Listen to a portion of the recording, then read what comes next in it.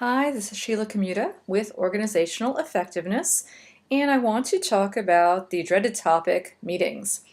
People either love having meetings or hate having meetings, and there's really no problem with a meeting if it's handled correctly and it's not a waste of time for people and you get something out of it. So hopefully these will be helpful steps for everybody. The first thing to do is to figure out, do you even need a meeting? Is it something that requires a lot of people? Is it decision making? Are you going to be talking about a new project? Or is it just two people? That's not really a meeting. You can maybe do it over email. So the first question to really ask is, do we need a meeting? Do we have to have people to gather to talk about this topic? That's number one.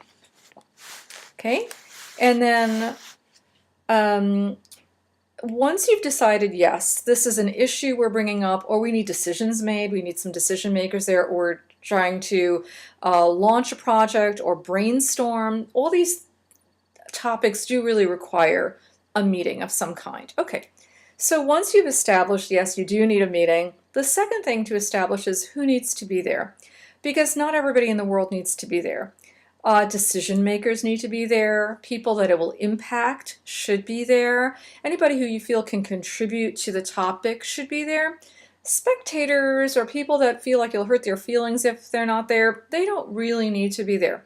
However, I will say that I'm a strong proponent of people that are learning or new to a company. I find it very useful to have these people at meetings and to listen, because they can really help connect the dots. Instead of just learning their task in a silo, they get to hear what everybody's saying. They're more attached to the project, and I love people coming to meetings to learn. I think it's really important. So they may not say one word, but they're there to observe, and that's very useful. They don't have to come all the time, but I think that meetings should be open to people. I think that's kind of ridiculous to think that people aren't at their desk working, they shouldn't be at a meeting. No, if it benefits them, it'll benefit the company, and then they should be at the meeting. So that's my take on spectators that are learning. So you have your meeting, you know you need one, you pretty much know who to invite, and it's really important that you set an invitation. If you have one of those calendars where you can do an invitation, and set an agenda when you do, because people need to know what they're coming to meet about so that they can prepare. And you want people that are part of your meeting, not just sitting around waiting for you to tell them what to do. So the more you could tell them what it's about, the better. And there are two pieces to an agenda, only two. What is the objective? Why am I having this meeting? What is it? To discuss this, to figure that out, to brainstorm this, to come up with a solution for this, whatever it is, what is the objective? Why are you having that meeting? And the second thing is, what is your desired outcome? What do you hope to accomplish when everybody leaves that meeting? These are just two things that you should think about in your mind and even put on the agenda. This is the objective, and this is the desired outcome. We want to come away with a decision about something. So everybody's very clear, and you're not wasting time trying to figure that out when you get to the meeting. A lot of the times, the problems that happen is that people come to a meeting first thinking about these things, and the facilitator, the person that wants to have the meeting, needs to be thinking about it before they send that agenda out, so that everybody really has an understanding of why they're even meeting. Okay, so you've sent the agenda out. If there are materials, a document, anything you want people to review, send it with the agenda. If it's not ready to be sent with the agenda, try to send it at least a day before the meeting. If that fails, at least 3 hours before. You should not give it to the meeting attendees at the meeting. That's really not very respectful of their time. Now you have to take 10 minutes just to read the materials. That's silly, and that's why people hate meetings, because you're wasting everybody's time. So there's a little bit of prep work, but once you do that prep work, the meeting should go really well, because everybody's expected to come to the party, well informed. So, okay, so they're at the meeting. Who facilitates? Really, I think you either have a main facilitator who always does this, or the person who wanted the meeting is the facilitator of the meeting. They know what to discuss, they know how to keep it on track, although I would say that it's the ownership of everybody attending to keep the meeting on track. Please, no side conversations. That's just the worst thing you can do. Again, it's really about respecting people's point of views and going through the agenda in some sort of systematic manner. It needs to be relaxed. You don't want to be all stiff and what's agenda item number one.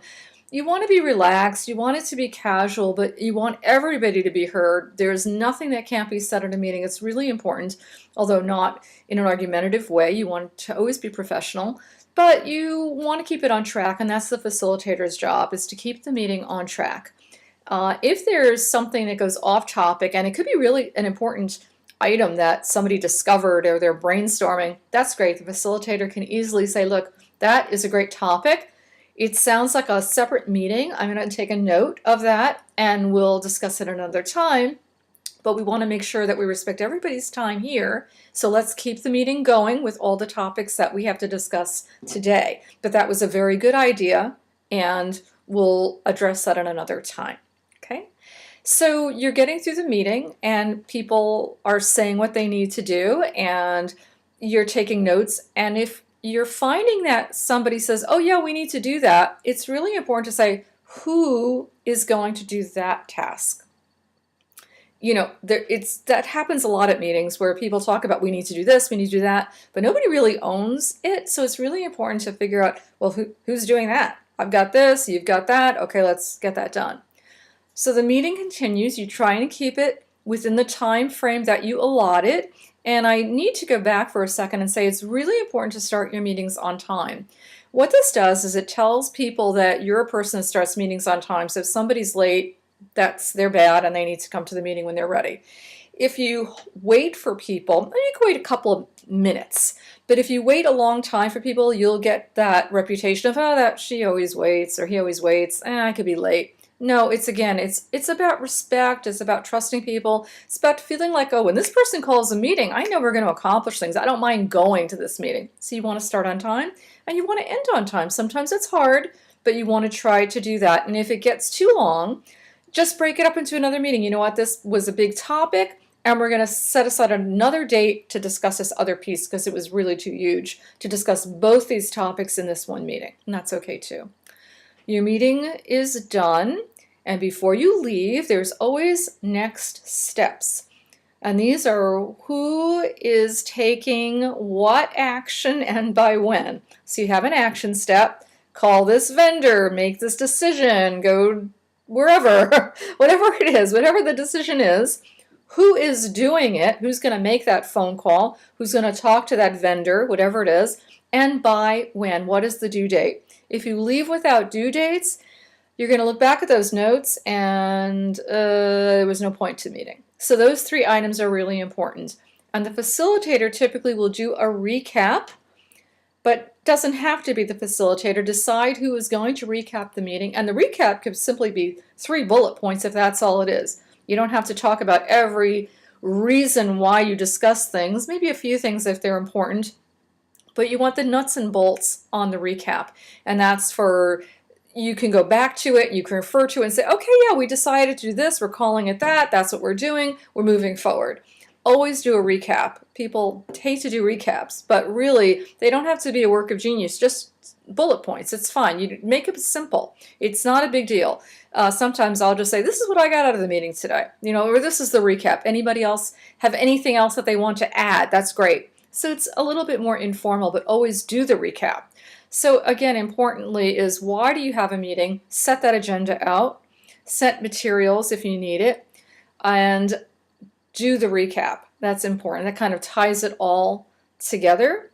And I think that should be it. I think, again, the guidelines are everybody should respect one another.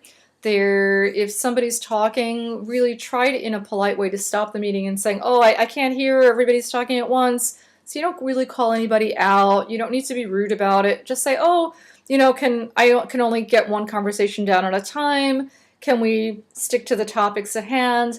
But I think meetings are extremely valuable, and it's incredible the kind of things that could come out in meetings, especially if you have a group that's diverse. You have all these different ideas. As long as it doesn't get too off topic and your meeting doesn't become a brainstorm.